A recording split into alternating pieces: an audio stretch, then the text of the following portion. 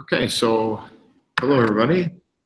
Welcome to you from AIS-R, American International School in Riyadh. I'm here to co-host, co-moderate this panel discussion.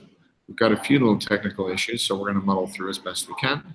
But to begin with, I want to let you know that you can follow along or join the discussion via Twitter by using the hashtag hashtag NISAChat. And we'll be monitoring that feed, and we'll be using some of your questions to ask our panelists. Joining us today from the American International School, we've got Andy Berg. And Andy, if you could just introduce your group, that would be great for us.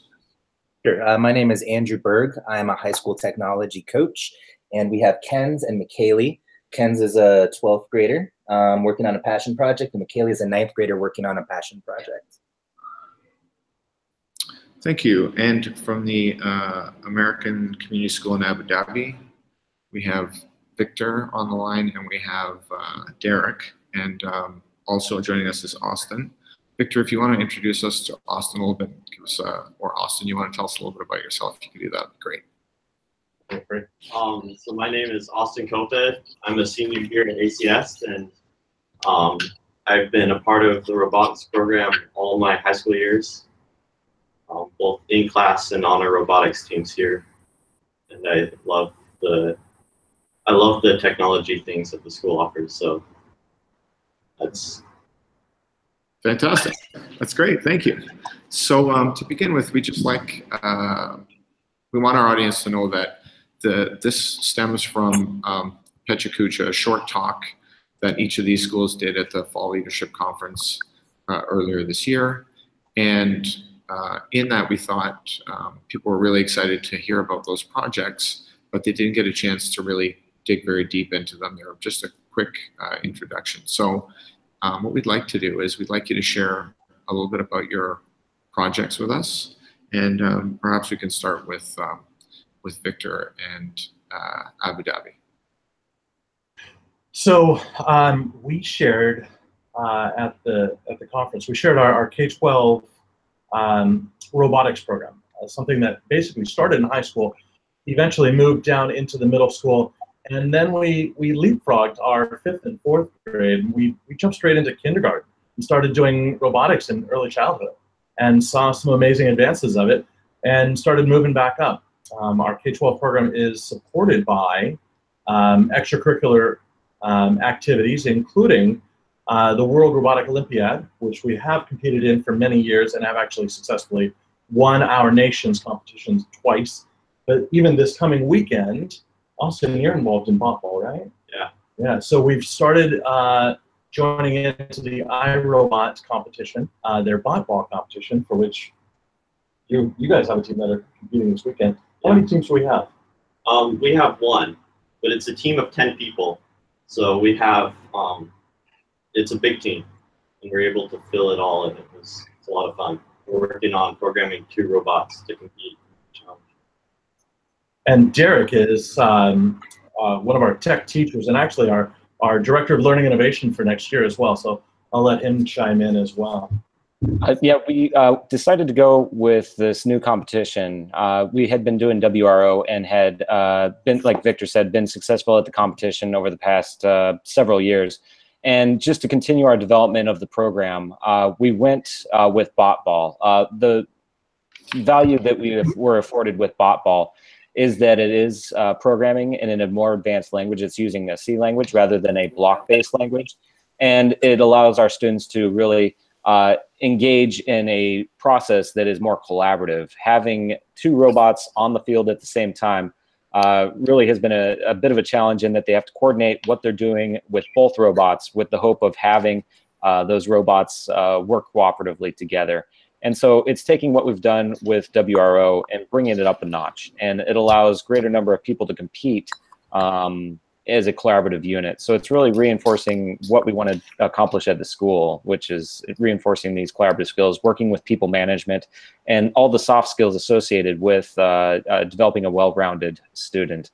And so botball has been a great move for us. We are moving away from EV3, the Lego robotics, in the high school, in favor of VEX robotics, and it's something that we're going to be implementing for next year.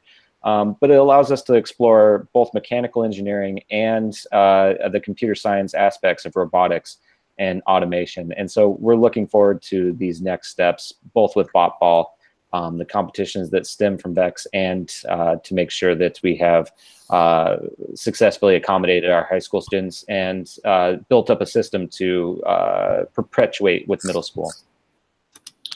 Fantastic. Sounds like a very innovative opportunities for your students.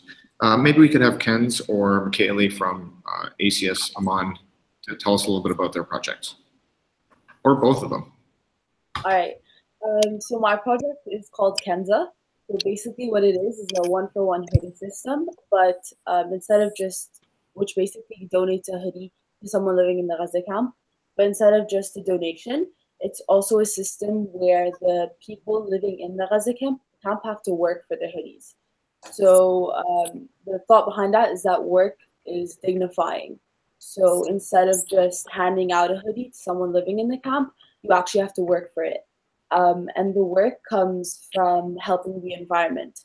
So by cleaning the streets or recycling or just doing anything essentially to help the environment that they're in, they can get a hoodie.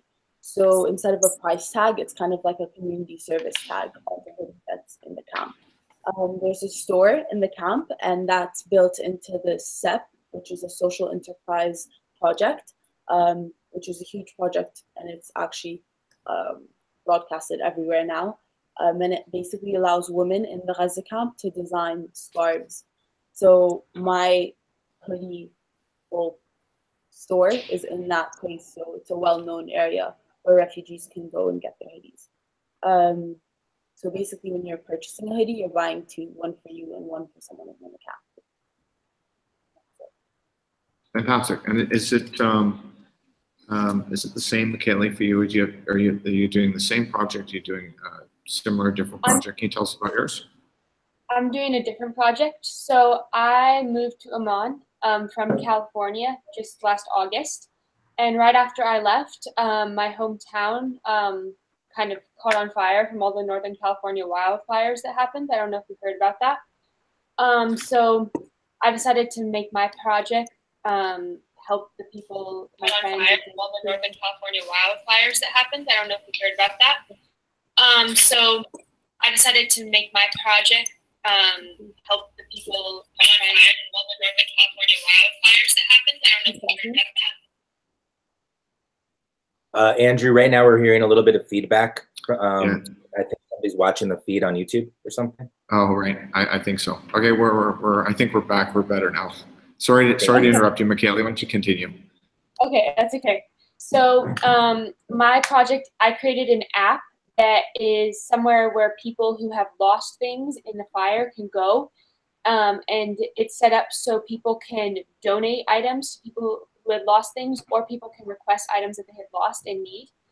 And it's used for people, I set it up for people from the San Rosa wildfires, which is my hometown, but it can be applied to other natural disasters, and anybody can really use the format. Amazing. What I really love about what both groups are talking about is the way that innovation can be used for a variety of different reasons in a variety of different contexts. Going with that theme, how is this an innovative way for you to either to teach as a teacher or to learn as a student? What makes this different from your other classroom projects or other things that you're doing in classes? Maybe we'll go over to Abu Dhabi for this one. I really enjoy robotics and the physical aspect of it. I think that it's really cool that the code that you run on the computer makes a very physical and tangible effect on the mechanical robot that you have in front of you. And so in that way, you're able to see the connection between virtually what you do on the computer, physically how it plays out. And I think it's a powerful connection. And really, robotics and that connection between it was a gateway that allowed me to get more into STEM, in computer programming specifically, because it can be very very unrelatable, I think, for some people to see computer code and to understand what it does. But robotics takes that computer code and it shows you something very physical in front of you. You're able to build that connection. Derek, what's your perspective on that? No, I agree with what Austin's saying, is having that ability to see that tangible result. You make a change in the code and to have that result immediately reinforced, it really does make a change for the students, and it really brings the computer science to life. Instead of just being, you know, just some text on a screen, it allows you to see that physical kind of those changes that it makes. And I think that's fantastic. It allows students to really engage with the idea of automation, and you know, what they're saying with the jobs reports from 2030 and 2040 is that the way that work is going to occur in the next 2 decades is going to change substantially, and it's starting to prepare those students for this world of automation, and robotics are going to play a huge part in that. And we're seeing students that are engaging with it in that aspect, and that this is going to help benefit them in their working lives, and just engaging with it early, like Victor had mentioned, with the early education students, students that are in the KG, it really starts to embed in them that the robotics is something tangible and something that's not beyond their grasp, and that they can engage with it, and that they should engage with it. And I'm going to take that a step further. So I think the real benefit to robotics and a lot of the interdisciplinary work that we do in schools, we're talking about robotics, but we do it in all other ways, is that it gives students a real world opportunity to interact with something. So it's not book learning, it's not teacher lecture learning, it's students are creating and problem solving. But specifically around robotics, especially in the lower grades, technology, we have seen, and it's documented through research, a separation of the genders, right, in the fourth grade, fifth grade years. But when we start teaching robotics in early elementary, there's no gender separation, there's no gender bias around technology. And we get the opportunity to actually showcase that everybody can approach it, can do it, can problem solve with it, everybody's celebrated for it. I think it's a real rich opportunity to start building in everybody this idea that genders don't matter when we're looking at technology. Technology is not a male-specific adventure, right? And so I think going early childhood, it's a really rich opportunity to showcase that and actually point to it, name it, recognize it, celebrate it, that everybody's involved. I really love what you're talking about when you talk about opportunities for problem solving, that are rich opportunities, that are authentic tasks. You know, I think we're going to hear a lot more about that from our friends in Amman, and maybe they'll share their ideas about how their projects differ, how the learning is different from the way they teach normally or the way they learn.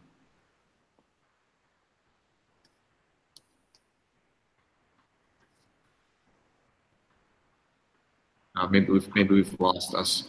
Andy, could you share with us a little bit about your project and how it makes the teaching and learning different? Sure. Our idea was a couple of years ago, actually 3 years ago, we were looking at our mission statements and our profiles, our student profile and teaching profile. And on all of our documents, it talks about creativity, innovation, and problem solving. But we, you know, when we investigated it, we were never really teaching these things explicitly. And so we started using design thinking as a way to address these issues. And so what we do at ACS is we try to promote social entrepreneurship and promote design thinking for our students to basically come up with solutions that they find regionally or globally. And so at the essence of design thinking, it's product design. So we want our students to basically create products that they can use to help others. And it ties into all of our STEM stuff, science, technology, engineering. And they try to create things that help others. And so that's the essence of what we do. And so we this year we have grades 9 through 12 every week, sometimes every other week, but mostly every week have 80 minutes where they get to focus on a passion project that they create and struggle through at times, but often successful basically at the end of the day when it comes to critical thinking, creativity, and innovation, because that's what it's about, regardless of whether the project is successful or is becoming successful. And Kayley, maybe you could tell us a little bit about how this learning experience is different for you than other classroom learning experiences that you've had, or maybe how this learning experience is kind of seeping its way into your other classroom activities. Yeah, so my project was pretty much centered around creating the app. Like that was my final product. So when I started this project, I had no idea how to create an app in any sort of way. So I decided to make my app on Thunkable because that's what I got a recommendation from my teachers. And I had to learn how to use the function Thunkable, and I had to like explore it, and I had to watch tutorials and learn how to actually use Thunkable, and then I was able to create my final product. But this is definitely not something I would do in my normal classes, like creating apps. I am taking app design as my elective right now, so that has helped me learn how to use Thunkable. But I would never have like had this opportunity to express like everything that I've learned and put forth like my best product in something that's so revolved around technology. Is there anything that you'd like to add to that, Kenz, about your project and your learning? I think it's just for my project. I really appreciated the flexibility that we had at ACS because our teachers really did stress that you need to target something that you actually are passionate about and that you're empathetic for. So the reason I picked my project was because of my empathy towards the people living in the Gaza camp. So finding what you have empathy for, I think, is such a great factor in determining what your passion project should be, and having that opportunity to explore your interests and what you think will work, and sometimes not even work. My passion project changed so many times, and my passion project from last year to this year has evolved tremendously. So just seeing that growth and seeing what your student can learn in a certain time period is fascinating to me, and with the help of design technology and with the flexibility of it all, it was honestly amazing to see the build up. What else would be of interest, like for people who are thinking that they'd like to start something like this, or for teachers who are thinking about the idea of doing something a little bit different in their classrooms? What would you, what would be some advice or some information you could give them about where to begin? I think giving students the opportunity and the time to develop and explore their interests.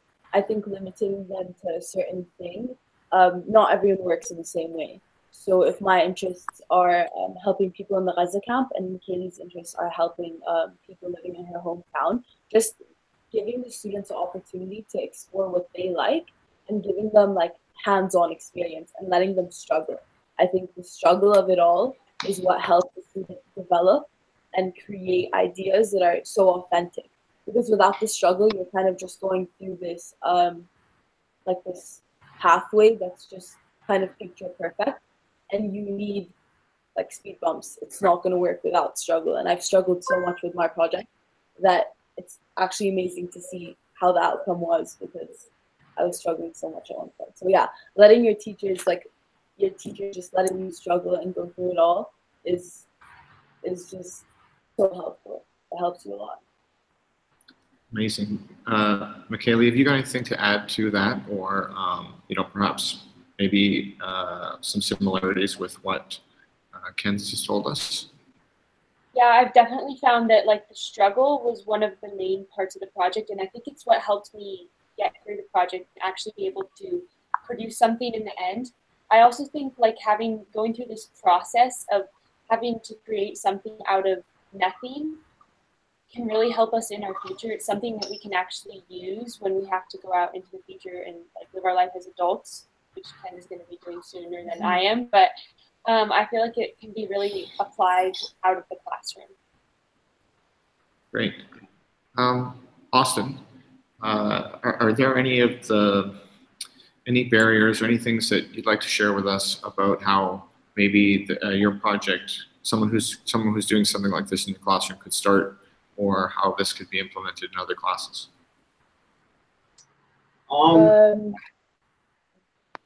Sorry. I think that one of the main things is independence, but also the feeling of responsibility to get your part of the work done. So as I've been, this past year I've done an independent project. One of the things that's done for me is given me tremendous independence in today with what I choose to learn and what I choose to do. But what that also has done is put a great deal of responsibility on me to complete the work that I chose to do. And I think that's a really neat experience, to have that sense of responsibility that I feel for that, that's different from the other classes I'm in, because I didn't choose as much to be a part of that. I didn't design that project. I didn't create that. So what I think that's one of the biggest challenges as schools implement that is creating that sense of responsibility for the student to do that, to complete the project, follow through with what they've committed to do. Maybe Victor or Derek, you can talk a little bit about, as teachers, how do we let go of the reins a little bit to give the responsibility, the independence, the authenticity back to our students that we're hearing from Austin and from Kenz and from Kayley? Well, like all of the students have said, is that it wasn't a flawless project from the start. There were stumbling blocks, and I think it's supporting the students when they're in those troughs of where they're stumbling, and just moving them forward and keeping the progress. There's plenty of roadblocks along the way, but as soon as you can encourage them over that, I think that's the biggest thing, is just this willingness to enter into the mindset, like Andrew said, with the design mindset, and that you're going to have the first version, and maybe the first version isn't the best version, and you continue to improve upon what you've done, and just helping them move through that cyclical kind of through the cycle of improving what they've done. And if they get to a point where they're feeling like they're in despair, is just helping them move past that. And it is letting go of the reins, which is difficult, and it's a different way of thinking. You have to get comfortable with the idea of being uncomfortable. Thank you. I also want to find in one thing here. As we're looking at a robotics program, how do you teach anything? Is it life skills, team building skills, math skills, programming skills, anything with robotics? I think you actually have to have multiple opportunities for the students to interact with it. One of the things that we have the course, we have the coursework, but in middle school, we actually started having class competitions.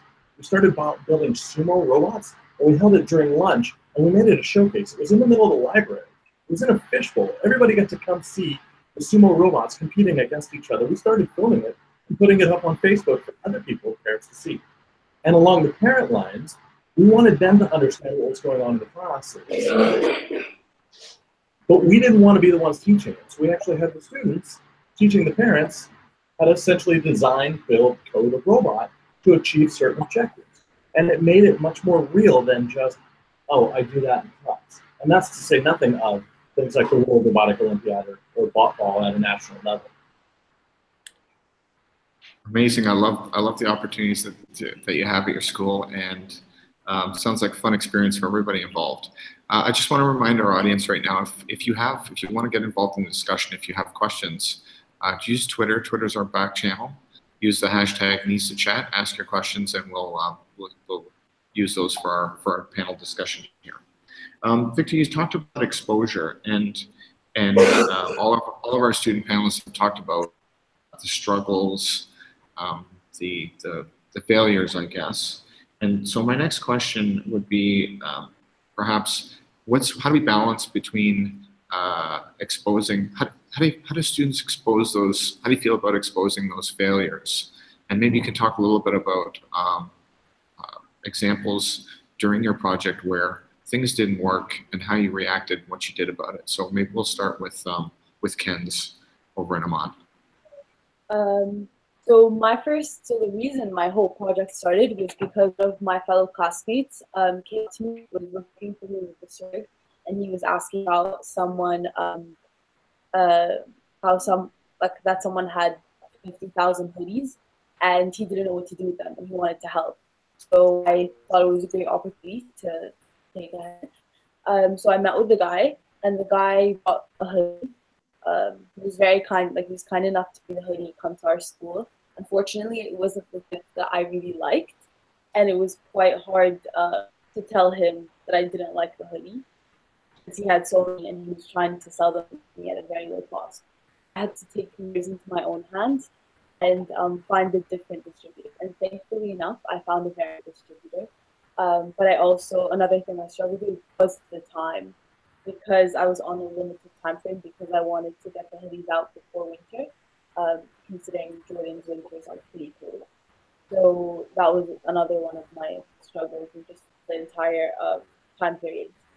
But exposing my failures really did help, because talking to them with Mr. Berg and talking about them to Mr. Berg helped me find alternatives and ways how to like attack the failures and move on to a better step with them. So discussing my failures was actually very helpful for me, instead of just like pushing them aside. You talk about discussing your failures with Mr. Berg, and I know you're using a design thinking model. Who are some of the other outlets for feedback along that design cycle? So there are so many teachers in ACS that are willing to help and are so excited about the whole process. So one person I personally went to was the superintendent, which was Mr. McLevain.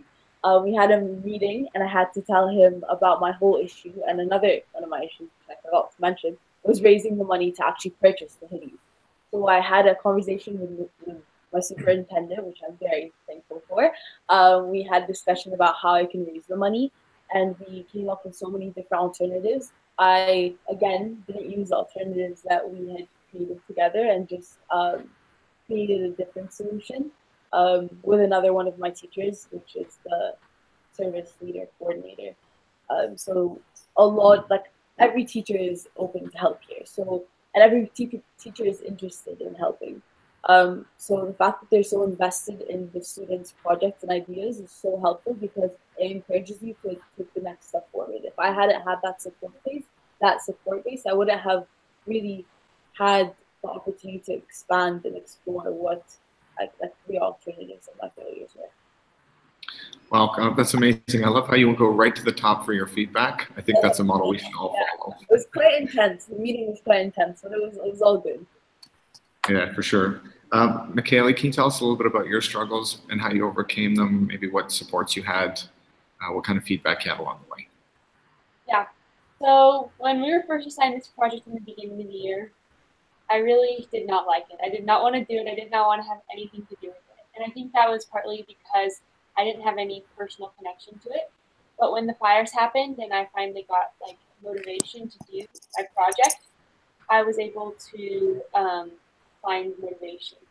But then I encountered the issue of how can I help if I'm halfway around, across the world?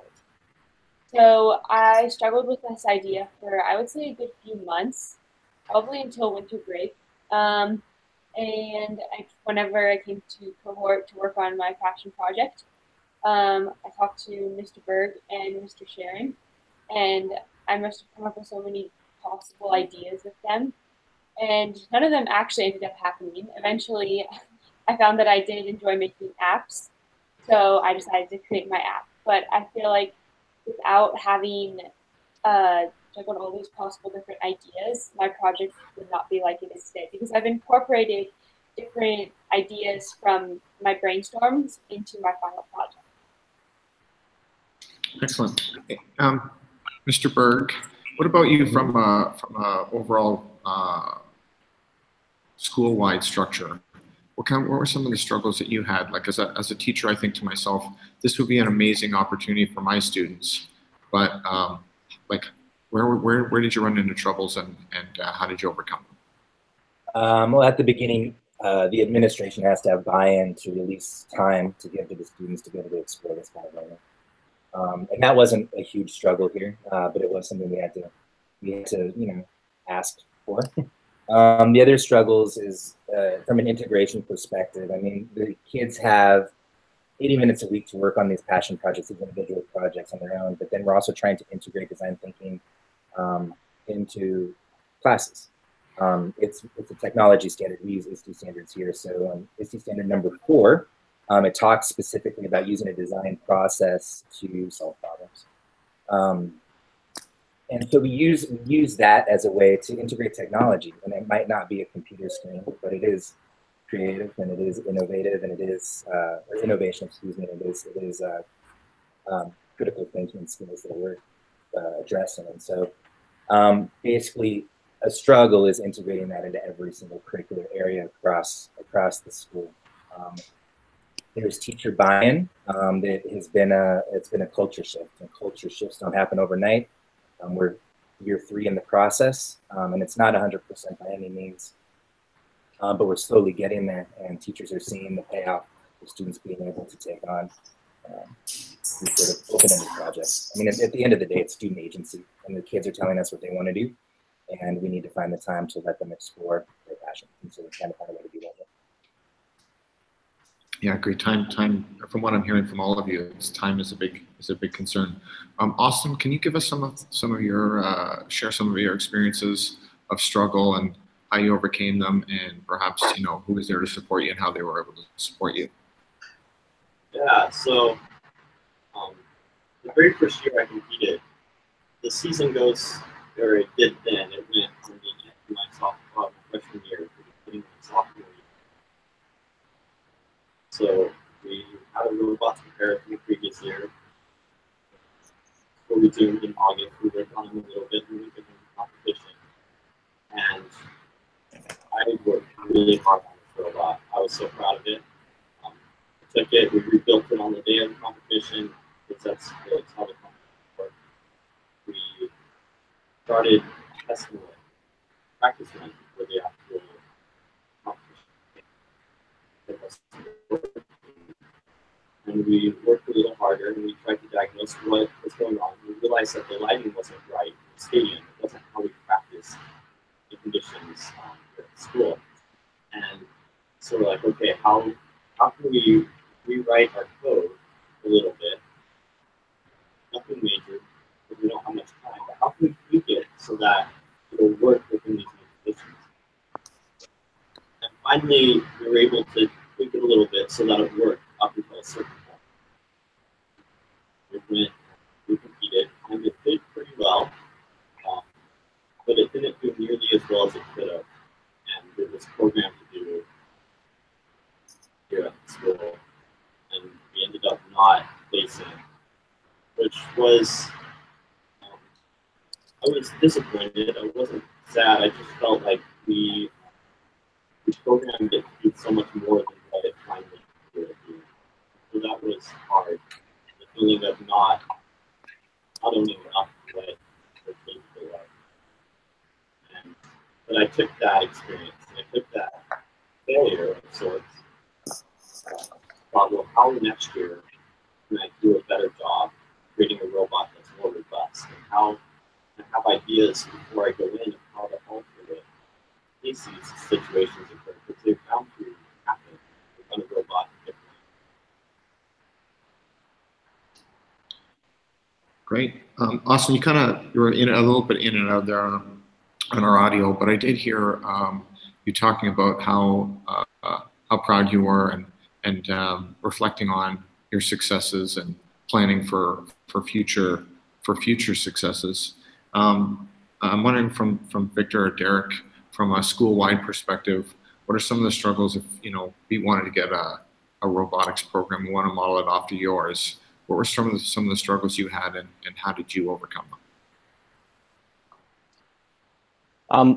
In teaching the course and working with the students, a lot of times the students are really focused in on coming up with an elegant solution, and sometimes it's not necessarily the most elegant solution is the best solution, and really finding that differentiation between elegant solutions and the keep it simple philosophy really is a bit of a challenge to change people's mindset that maybe the simpler solution is the better way to go. In terms of a programmatic approach, I think we did have some false starts in a lot of ways, especially with us moving, leapfrogging, as Victor had mentioned, those 4th and 5th grades down to the early education. Some of the false starts were purchasing of some robotics kits that weren't necessarily they didn't really fit the need that we really have, or that the interface was too complicated for the group that it was intended for. And so going down those and knowing when to cut bait and move on and really change your focus is a bit of a challenge. There will be some purchases made that may not necessarily fit a need, and it's good to explore those, but at the same time, keeping in perspective that you really want to engage students and ignite their passion for that particular field. Yeah, I would couple that. So if you were to start a robotics program, the administration has to be on board. They have to be supportive because there's funds. You just have to buy something in order to make it work. Yeah, it has to be supported by staff and training. And it's also part of a culture. So we were talking about design thinking and the iterative cycle of empathy and problem solving and then prototyping and testing, evaluating, and then starting over, right? So it's not a simple, did you do it? Was it 100% successful? It doesn't work that way with robotics, right? Did you make progress towards it? Well, did you learn something? Did you modify it and accommodate? Yeah, how'd that second prototype go? How'd that third prototype go? So it's not about getting the right answer. As Daniel Pink would say, it's not about having the vending machine approach of the right answer that falls right for you. The world doesn't work that way anymore. We have complex problems. We're developing complex solutions for them. And we get a little bit closer every time. But if there was a right answer, we would have just done it. We would have read the book, we would have done the thing. It would be a right answer. It wouldn't be a problem anymore. And that's really, I think, the beauty of robotics, but it has to be built into culture. That an A looks a little different. An A can't be the perfect product that achieves all the objectives.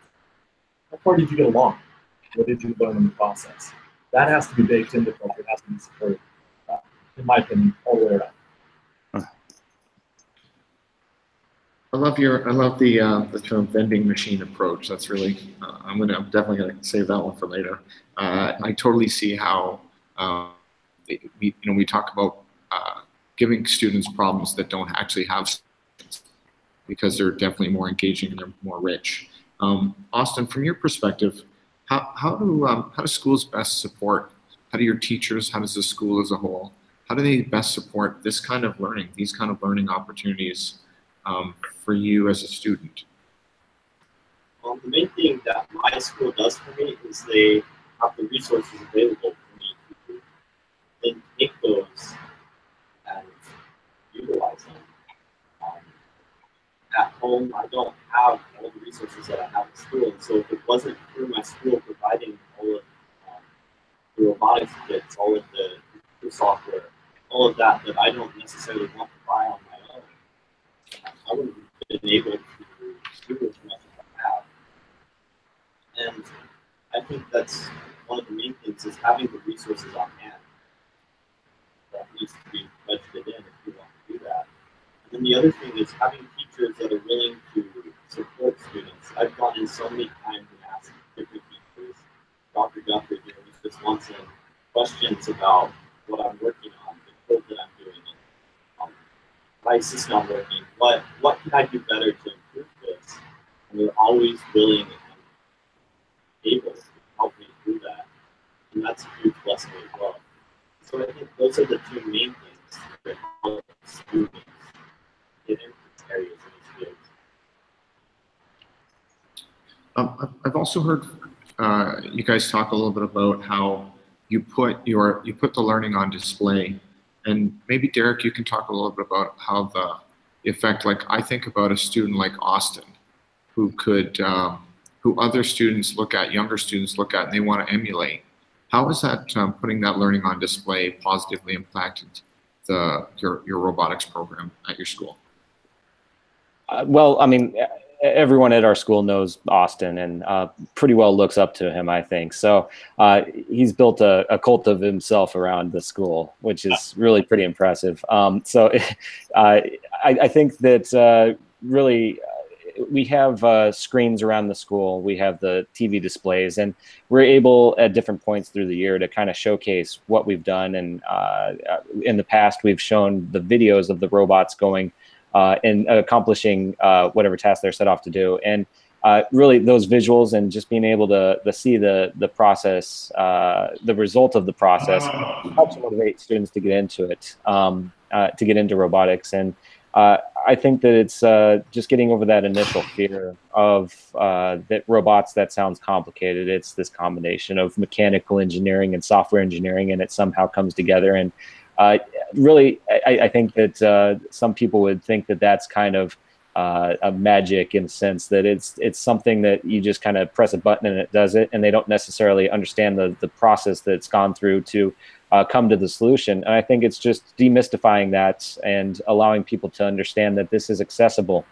and that this is something that they themselves can do as well and apply to solve problems that they experience in the real world. Amazing. Kenz, do you want to talk to us a little bit about how your school supported you, and what other schools, like what the school could do to support continued growth in the same way that you've done through your passion projects, maybe in other subject areas, or you know, just within the classroom? For sure. So one thing my school majorly supported me with was connections, because without the connections that they provided me with, I wouldn't have been able to access all the resources that I did. And another thing they supplied me with was, after my sweaters were produced, I actually started selling them in the school store, and a lot of that, a lot of my exposure of my whole initiative came from the school store. They also would post about it a lot on social media. So on Twitter platforms, on Facebook, on Instagram, so everywhere. So my project was everywhere. People were messaging me from all around the world about it. So having that exposure and having that support from my school, and them allowing me to connect with all these people, was really helpful for me to, first of all, gain confidence in my project, because that really does help when you're confident in your project and you're excited about it. A lot of things will move better for you. Another thing that I think our school really has helped and pushed is just asking for questions and asking for help when it's needed. So just them being there to support me was honestly one of the best things I could have asked for. So those are some of the major things that my school helped me with. Great. Kayley, anything to add? Yeah, I would say one of the main things my school has supported me with, especially in the beginning, was kind of accountability and making sure that you're actually working on this, and that helped me like get to the point where I could actually get on track to create a final product, but without like their every like week, without them asking, checking in, what are you doing, what are you going to do next, what are your next steps, I don't think I would have been able to get to where I am right now. Great. Okay, so let's say we're a school and we want to do something like this, and I'll just open it up to anybody on the panel. What's the first step? Say you have nothing. What do you do? Where do you go for resources for a project like yours to get started, to be as successful as you've been with those? Okay, so the first step, in my opinion, is empathy, finding empathy, regardless if it's just being like going to the camp, visiting it, seeing how it is. Our school also, that's another thing we support us with. They support our trips. So the first time I went to the Gaza camp was with our school. So that's how it opened my eyes. But that doesn't only go for me. There's so many things you can be empathetic towards. So just finding that empathy. I don't think every single student, me and Mr. Bird have already discussed this, I don't think every single student is going to be able to pursue such a big goal right now, but giving them the opportunity to explore that is what is going to lead them to grow. So the first step, I think, is just allowing students to explore that and giving them the tools to see what they're actually passionate about. Because if you're limiting them to one thing that they're not really interested in, and that's something what traditional classrooms have previously known to do, just limiting to that isn't letting them grow. So by giving them the tools to expand and explore their passions, you're allowing them to pursue their goals and develop ideas that you might have not thought of. So yeah, I think that's a major component in it.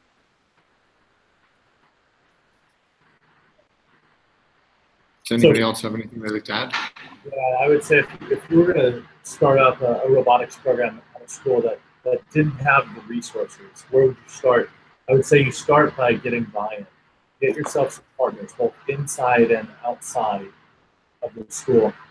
Because even if you do source the money for the equipment, if you don't have the support of the teachers, if you don't have the interest of the students, it's not going to go anywhere. You can spend a lot of money on equipment that does absolutely nothing. It doesn't enrich a program. If anything, it could be a detractor. But for my recommendation would be get people on board, get people passionate, start building a compelling case for it, show the value of it, and then get that partnership. Once the teachers and the students are passionate about it, you can actually get the resources. You can source the resources from a number of different places. Quite often, just going to the community and asking for their support will help build a program as long as you've built that compelling case. So my recommendation for another school, if they were going to start out with robotics, I would start by building that. Well, and to reinforce what Victor's saying, I mean, really, if you're starting out with no equipment, and robotics does have a pretty heavy equipment requirement, is that getting students involved with like design thinking and making. Cardboard is cheap, and be able to tear apart electronics is something that would involve students in processes of how they might go about solving a problem with a robot.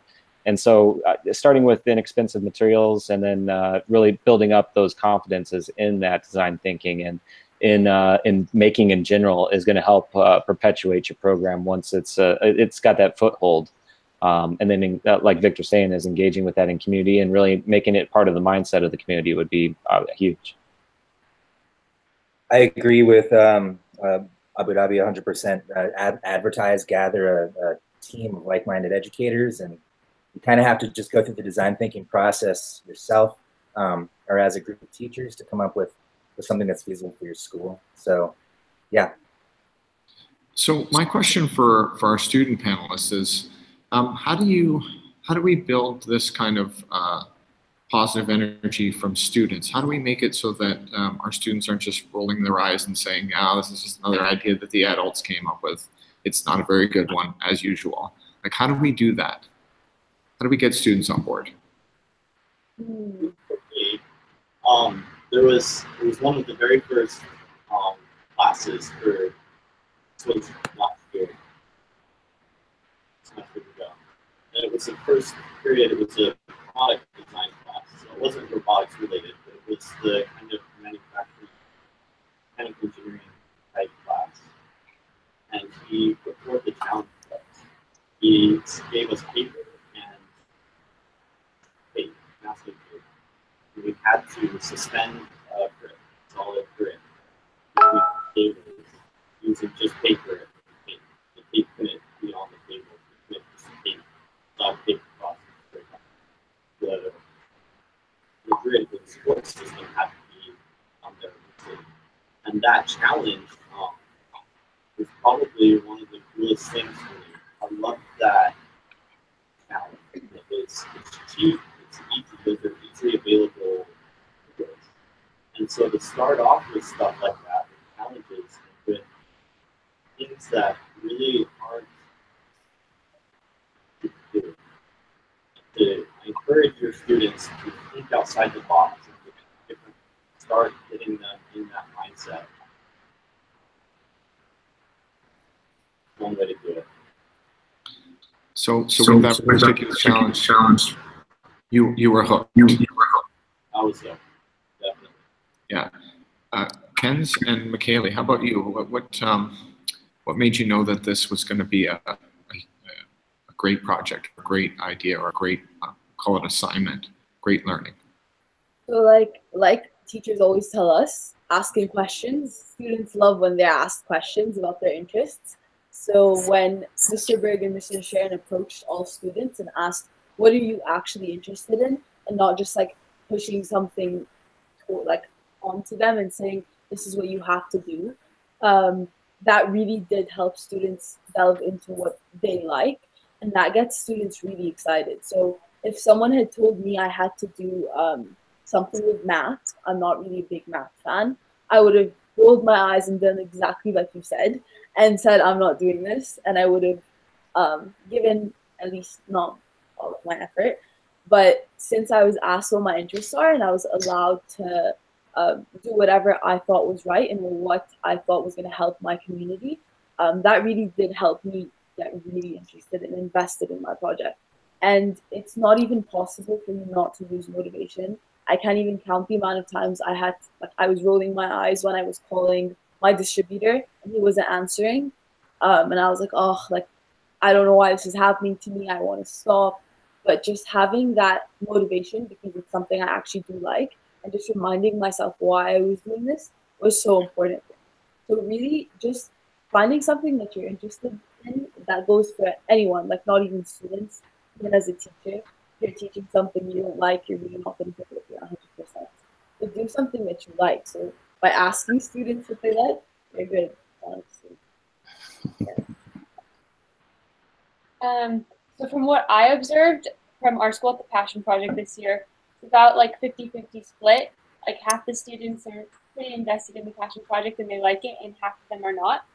And I think the main reason behind this is that each student has to find their own personal connection, which can help motivate them to do the project. If they don't have that personal connection, there's that lack of motivation and they'll just sit around the whole time and do nothing. I know I experienced that when I first started the project, but once you find something that you can actually relate to or you're interested in, you'll be able to have that more of a motivation and it'll be actually something fun.